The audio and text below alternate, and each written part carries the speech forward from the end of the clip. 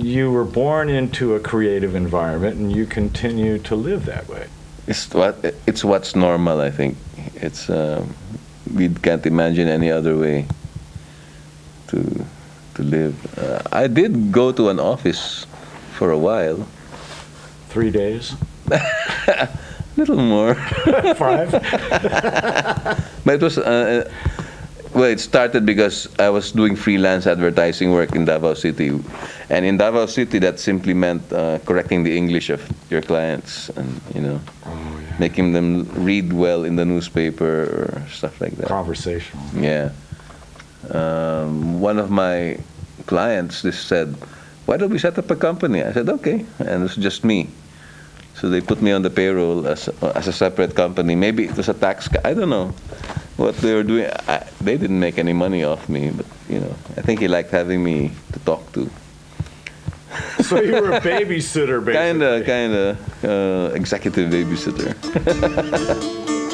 You are an ambassador of Pinoy culture, and it's wonderful. You get to do these, like in Honolulu, you did a gig there, right? At the, was it the Polynesian culture? It was a workshop held on Steel Grass Ranch, and I was there to teach songwriting, quote unquote. I told them I can't teach anything traditional. The only thing I consider traditional is, for me, is I experience things and I turn these things into song, and that's a tradition that's been going on ever since. But I can't teach traditional forms. That's what I was telling the workshop organizers. And they said, fine, that's exactly what we need, because the Indonesian people are teaching all, the old patterns and stuff.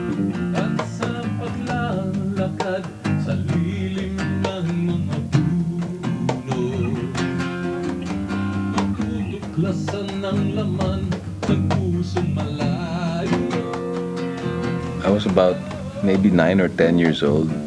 My mother had ran away from my father with me in tow. She stuffed me in a taxi, and we took it to Los Baños.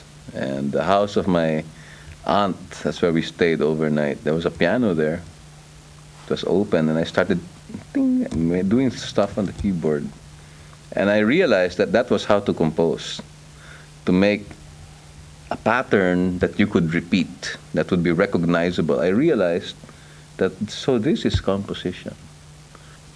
10, 11 years later, started doing lyrics in English when I was in high school. I figured it was my contribution to the gang. In high school, we were all artists. We had painters, we had writers, we had cartoonists, we had musicians, and we were all dabbling and experimenting.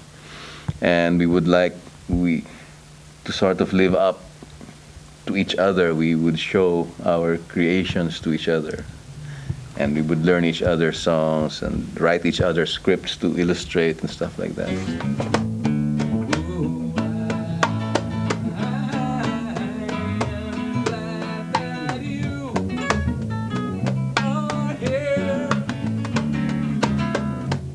Artists are like earthworms. They go through life taking nutrients from the environment, and the shit somehow is good for the ground. You're absolutely right about that. Yeah. It's like, it's good for the culture. It's enriching. But I think for the artist, the process is really the important thing.